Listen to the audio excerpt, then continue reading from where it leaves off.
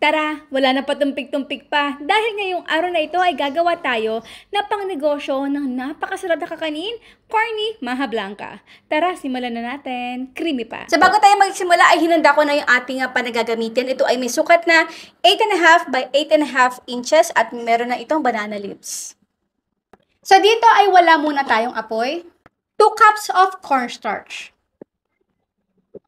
Meron tayo ditong isang latang evaporated milk, dahan-dahan or paunti-unti lang ilagay natin dito. Tutunawin lang muna natin itong cornstarch.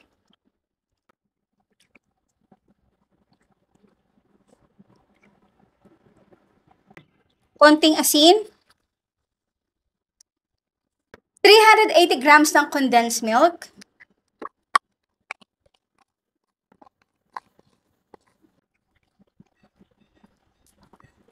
Ayan, at kapag nag-well blend na, ay ilagay na natin dito yung ating isang latang kernel sweet corn. Ito ay tinanggalan ko na rin ng liquid sa loob. At para mas maging creamy pa, ay maglalagay ako dito ng cream-styled corn. So, kaya kahit mga 1/2 cup lang muna.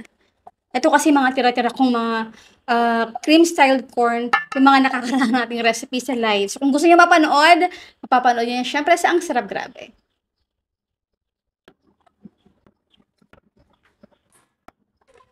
So, dito ay over medium heat. Ay halu-haluin lang muna natin ito hanggang sa maglapot ng bahagya. So, halu-haluin para iwas dikit. Ayan, at nararamdaman ko na talaga na lumalapot na yung ating mixture. Maglalagay na ako dito ng ating 3 cups ng kakang gata.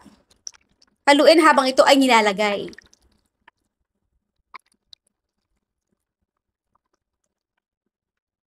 So ito guys ay hayaan lang natin itong maluto hanggang sa maglapot. Pero kung kayo ay natataranta na at malapot na agad-agad ang inyong mixture, hinaan nyo lang yung inyong apoy. Pero nako, ito nga pala ay wala na ako paggagamitan, kaya ilalagay ko na yung lahat.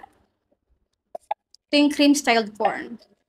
At creamy at corny. Sige pa, kung may mga buo-buo, okay lang yan. Dahil matutunaw din naman yan at magwa-well blend mamaya. Halu-haluin. Sige, halu-haluin pa na wala ng ilaw. Ang bihira. Yan, so nawalan tayo ng ilaw. Transfer na natin dito yung ating nilutong maha blanca.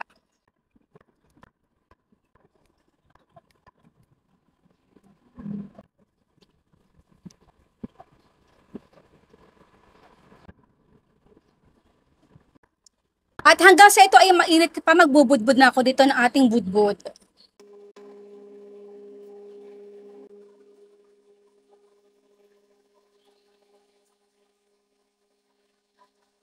Okay, then ilagay lang natin ito sa ref hanggang sa lumamig. Ayan, at after natin ito mailagay sa ref overnight,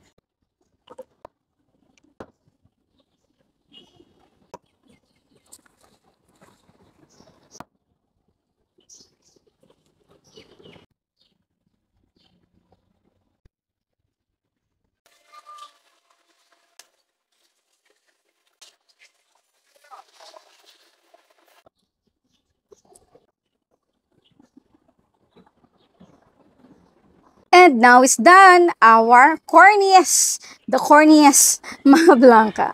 Aba, syempre, bago tayo magtikiman portion, ang tanong ni Mami Shirley, ano yung ginamit natin dito sa pangpudbod ng or toppings ng ating maha blanca? Syempre, ang inyong sagot sa comment box section.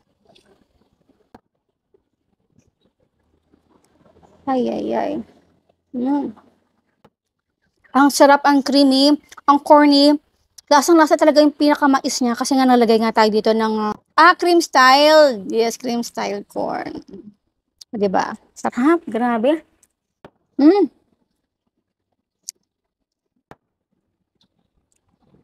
The best pang negosyo.